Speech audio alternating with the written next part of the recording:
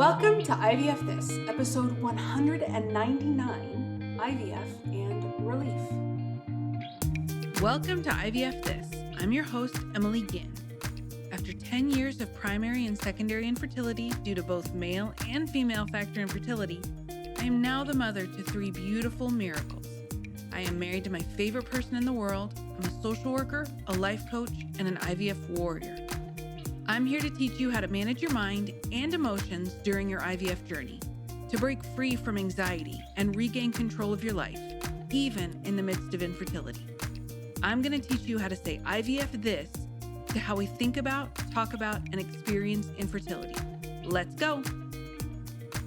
Hello, my beautiful friends.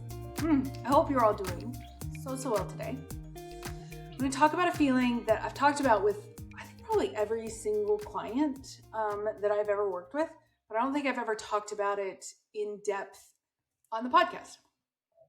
And it's a feeling that really kind of universally shows up throughout human experience, but also within IVF that nobody really talks about because it kind of is stigmatized. But when it shows up, people don't say it loud, they whisper it. Or they immediately try to explain it away, or they'll follow it up with as many qualifications that by the time they're done, they can barely find the original feeling anymore. Or worse, which happens most often, they judge themselves for it. And that feeling is relief. Relief after a failed cycle, relief after a negative test or a negative beta, relief after a loss. And if your first reaction is, that sounds horrible, I want you to stay with me because this might be one of the most honest emotional experiences in all of IVF and also one of the least understood. So today we're going to talk about what relief actually is, why it makes complete sense when it comes up, why our culture has decided it doesn't make any sense, and how you can hold it without letting shame turn it into something it is not. So we're going to start at the beginning because I think a lot of the shame around relief comes from a fundamental misunderstanding of what it actually is. Relief is not happiness. It is not indifference. It is not a sign that you don't care. Relief is a physiological shift. It's what happens in your nervous system when a sustained threat or sustained uncertainty finally resolves. Your body has been in a state of bracing, hypervigilance, a low-grade alarm, sometimes high-grade alarm.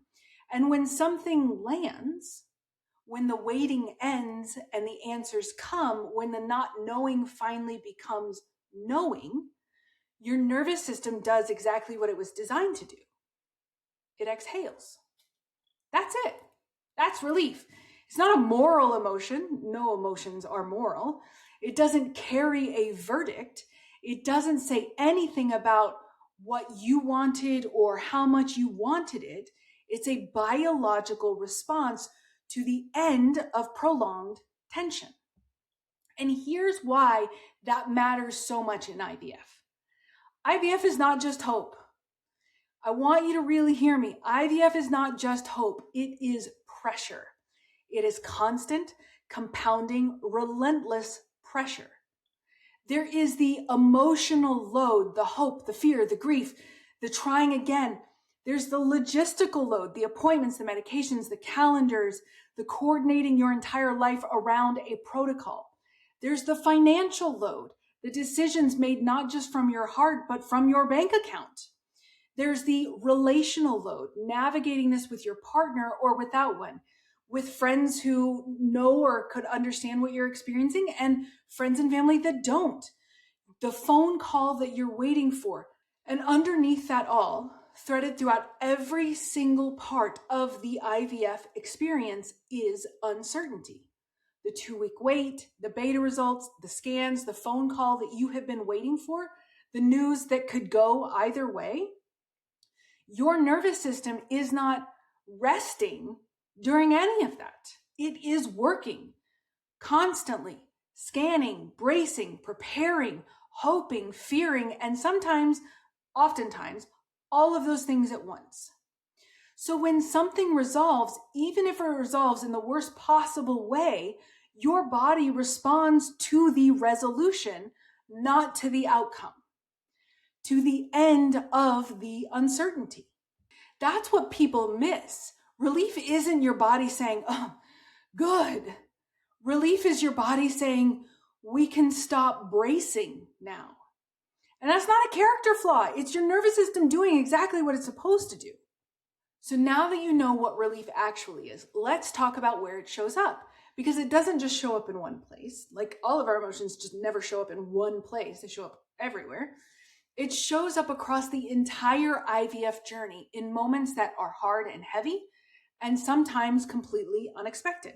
And I want to name that specifically because one of the most isolating things about relief is the idea or the feeling that you're the only one who felt it, that everyone else responded the quote unquote right way, and somehow you didn't. So after a negative pregnancy test, the 2-week wait is its own particular brand of suffering, right? You've been holding your breath, you've been reading or symptom spotting every symptom that comes across, bargaining with your body, trying not to hope too much, while also hoping with everything you have, and the test comes back negative. Yeah, there is devastation. And there can also be relief. Relief that the not knowing is over. Relief that your body can rest. Relief that you don't have to keep white knuckling it. A failed transfer doesn't just mean that the embryo didn't implant. It means a decision, often an agonizing one, about which embryo, when, how, and under what conditions. It means preparation, physically and emotionally. It means hope you tried to measure carefully, but probably couldn't. When the transfer fails, the grief is real.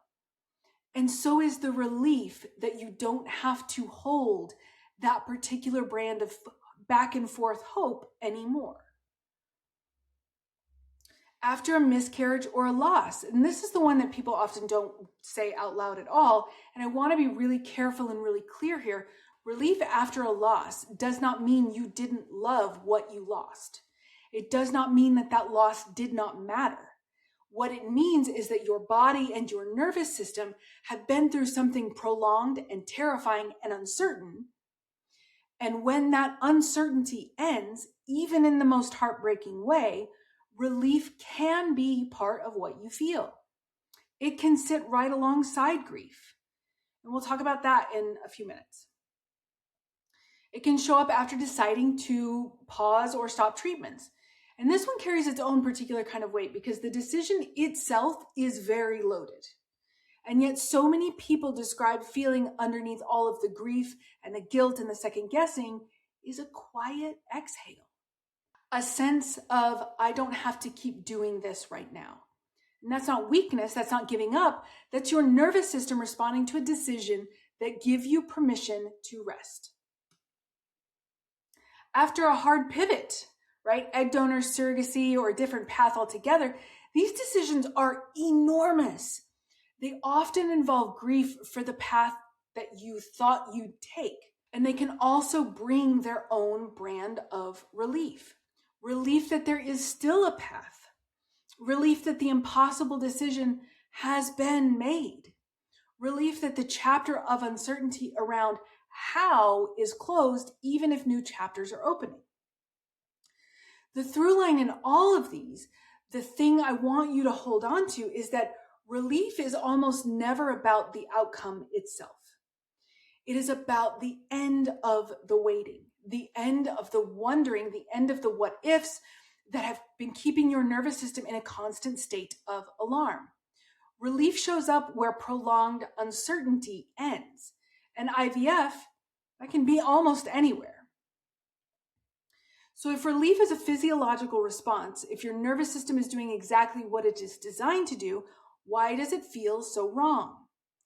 Why do people whisper it? Why do we immediately try to qualify or disqualify, explain it away, or apologize for it? Because we have handed relief a verdict that it didn't deserve. And I want to break down exactly how this happens, because it didn't come from nowhere. It comes from somewhere very specific, very deeply ingrained cultural and psychological patterns that most of us are carrying around without even realizing it. The first one is the just world fallacy. I did an episode 2 episodes back, 197. If you haven't listened to it, I encourage you to go back. But here's the shortened version. The just world fallacy is the belief that good things happen to good people, that outcomes are earned, that effort and intention and doing everything right should produce the result you have worked for. It's a cognitive distortion, an incredibly common one, and it feels so logical that most of us never even question it. And here's how it shows up with relief specifically. If we believe that deserving something means that we should only feel devastation when we lose it, then relief becomes evidence against our own worthiness. It becomes proof that maybe we didn't want it enough, that maybe we weren't the right kind of patient, the right kind of mother, or the right kind of person. The just world fallacy doesn't just blame ourselves for failed cycles, it makes us police our own emotional responses within them. It says if you really wanted this, you would only feel one thing right now. And anything outside of that script is quietly prosecuted. The second is our cultural script for grief. We have a very narrow idea of what grief is supposed to look like. Grief in the cultural imagination is pure. It's devastation, it's longing, it's an absence so total that nothing else can exist alongside it. And that framework leaves absolutely no room for complexity or nuance. But grief has never actually been that clean. Grief has always been messy and contradictory and full of feelings that don't seem like they would belong together. The problem isn't that people feel relief alongside grief. The problem is we've been handed a script that says that they cannot coexist. And when they do, we assume something is wrong with us rather than assuming there was something wrong with the script in the first place. The third is identity and worthiness. There is an unspoken expectation in IVF culture, and honestly in broader reproductive culture, period, about what a good patient looks like and feels like. A good IVF patient is hopeful but not naive, strong but detached, devastated by loss but resilient enough to keep going, and emotionally present but not falling apart. It's an impossible standard, and it comes loaded with a particular idea about what makes someone worthy of motherhood, as if an emotional response during treatment is somehow an audition. So when relief shows up, it gets filtered through this unworthiness lens. What kind of mother feels relief after a loss? And the answer that shame provides, quietly and automatically, is not a good one. But here's what I want you to hear. The question is not a truth, it's a trap.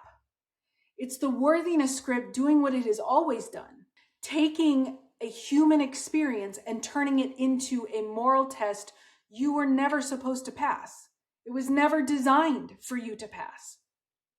We have been handed this very narrow emotional script for what IVF is supposed to feel like, and anything outside of that, anything more complicated, more contradictory, more human than the script allows for, gets reframed as a character flaw instead of recognized as a completely valid response to an extraordinarily difficult experience.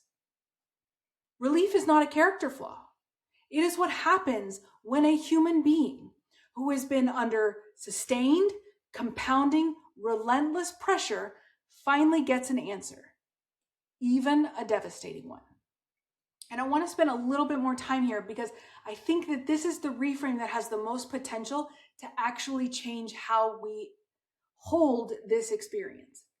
We have been taught implicitly, explicitly, that emotions are oppositional, that if you feel one, it cancels out the other, that relief and grief sit on opposite ends of the spectrum, and you can only be in one place at one time. That's not how emotions work. Relief and grief are not opposites. They are not mutually exclusive. They are not in competition with each other. They are often, very often, co-travelers, two very real, very valid, simultaneous responses to the same loss. And I think the reason that this is so hard to accept is because we've conflated emotional complexity with emotional contradiction. We think if I feel relief, it must mean I didn't really feel grief. If I feel grief, then relief must be wrong, as if the presence of one cancels out the legitimacy of the other. But think about what you're actually grieving in IVF. You're grieving the embryo, the cycle, the version of your future that you had already started to imagine, the hope you let yourself have. Sometimes you're grieving the path itself, the biological connection, the pregnancy experience, the thing you thought your story would include. And that grief is real and incredibly deep and valid. Full stop. And your nervous system, the part of you that has been bracing and scanning and white knuckling through weeks or months or years of uncertainty, that part of you can exhale when you finally have a resolution. Two things can be true at the exact same time. I wanted this so badly, it changed me. And I am relieved that this particular chapter of not knowing is over. Those are not contradictory statements. They are both honest. They are both human, and they can live in the same body at the same time without one of them being wrong. I think about this a lot in the context of people navigating the loss of someone with a prolonged illness. I worked in and alongside hospice care for a very long time, and that's where I started to first kind of make the connection between grief and relief. But when someone you love has been sick for a long time, really sick, suffering, and in and out of crisis, and they pass, relief is one of the most commonly reported emotions among the people left behind. Alongside grief, alongside devastation, alongside a love that doesn't go anywhere just because the person did. Nobody questions that. We extend the family immediate grace. We understand without being told that relief isn't about wanting them gone. It's about them not suffering anymore. It's about uncertainty finally having an answer. It's about the long, exhausting vigil being over. And IVF deserves that same grace. You have been on a vigil, maybe a short one, maybe an impossibly long one. And when it ends, in whatever way it ends, you are allowed to feel the full complexity of that. The grief and the relief and everything in between. Feeling relief does not mean you grieve less. It means you're human. So here's what happens. Relief shows up. Maybe it's quiet, just a small exhale, a loosening somewhere in your chest. Maybe it's louder than you expected and that surprises you. Either way, it's there. And then almost immediately, something else shows up right behind it. Judgment. Why do I feel this? What does this say about me? What kind of person is relieved right now? And the moment you ask those questions, you've left the feeling and entered the courtroom. You are no longer experiencing relief. You are prosecuting it, building a case against yourself for having a completely human response to an extraordinarily difficult experience. And then comes the shame. Judgment first, shame follows. Because the judgment doesn't just observe the relief, it assigns meaning to it. It says, this feeling is evidence that you didn't want it enough, that you weren't the right kind of patient, that somewhere underneath it all, some part of you is relieved that it didn't work. And what does that say about you? And now you're not just grieving, you're managing yourself. You're monitoring your own emotional responses, fact-checking your own feelings, trying to feel the quote-unquote right things in the right proportions so that nobody, including yourself, has a reason to question whether you really, truly, deeply wanted this. And here's the cruelest part of this loop. The shame doesn't make the relief go away, it just buries it. And buried relief doesn't disappear, it just resurfaces as something else. Irritability, numbness, a vague sense of wrongness that you can't quite name, a distance from your own experience that makes the grief harder to actually move through.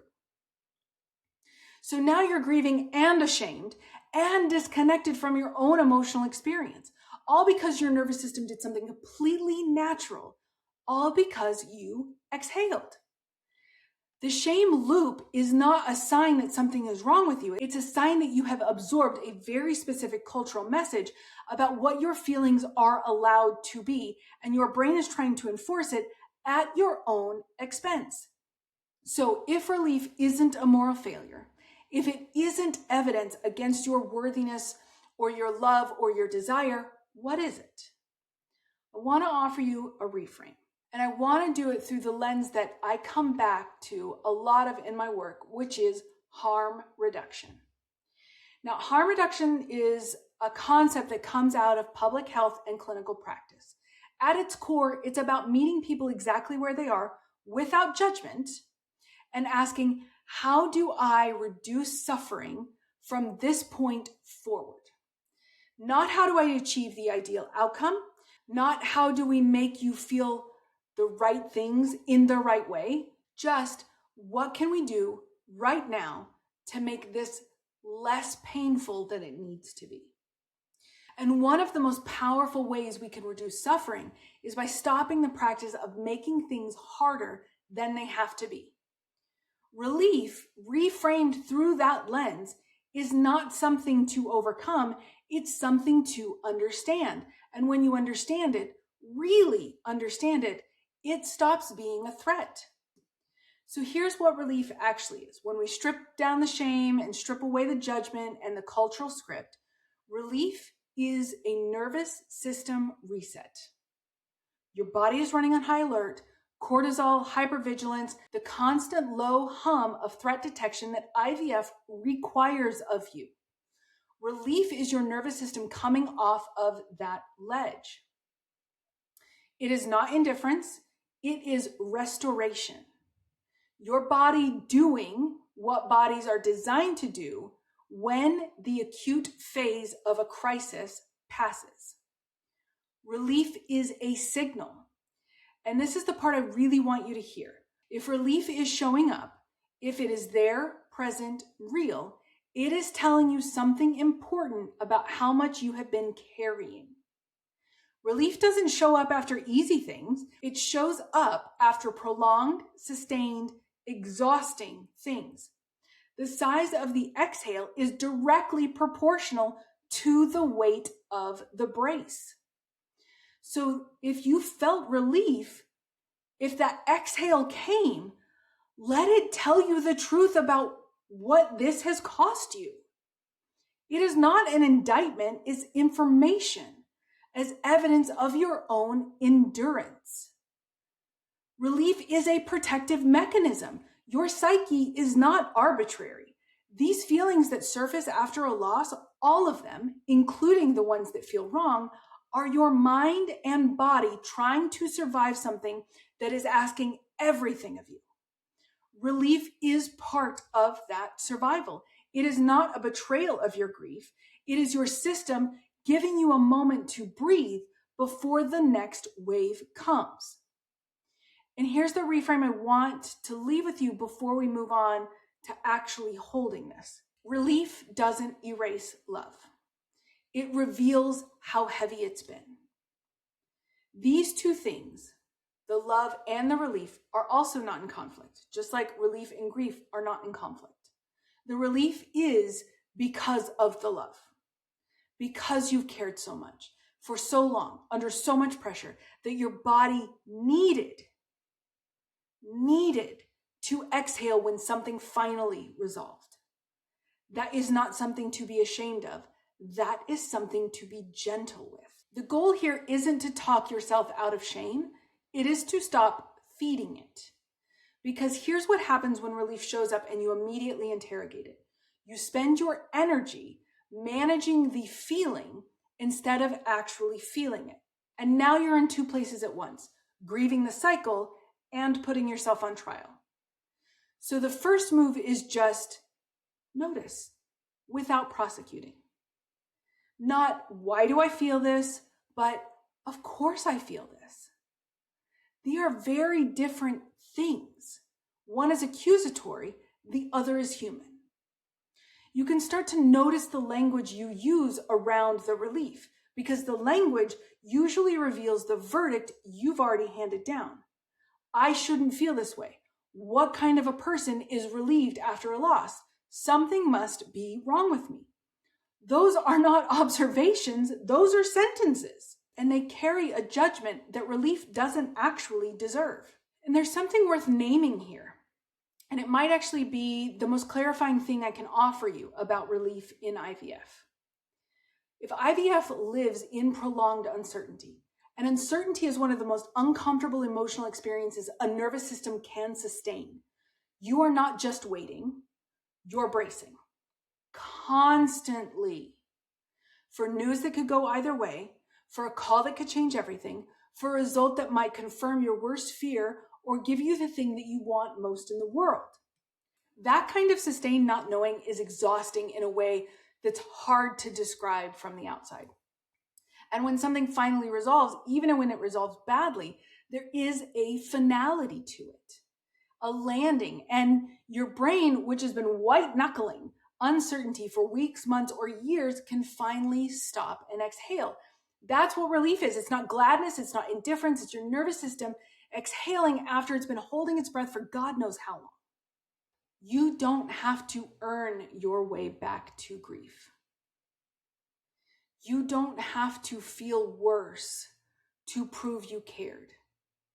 You already cared. That's why this is hard. You cared so much that your nervous system needed a breather. So I want to come back one last time to where we started. Feeling that nobody talks about, the one people only whisper about if they even acknowledge it, the one that gets immediately explained away, qualified, buried under so much self-prosecution that by the time someone finishes describing it, they've already convicted themselves for having it. I want you to think about everything we've talked about today. Relief is not a moral emotion. It's a physiological shift. Your nervous system exhaling after bracing for God knows how long. It shows up after negative tests and failed transfers and losses and impossible decisions because it's exactly where prolonged uncertainty lives. And prolonged uncertainty is exhausting in a way that your body keeps score of whether you're acknowledging it or not. But relief and grief are not opposites. They are co-travelers. They can exist in the same body at the same time without one of them canceling each other out. The family who exhales after losing someone to a long illness is not loving less. They are human, and so are you.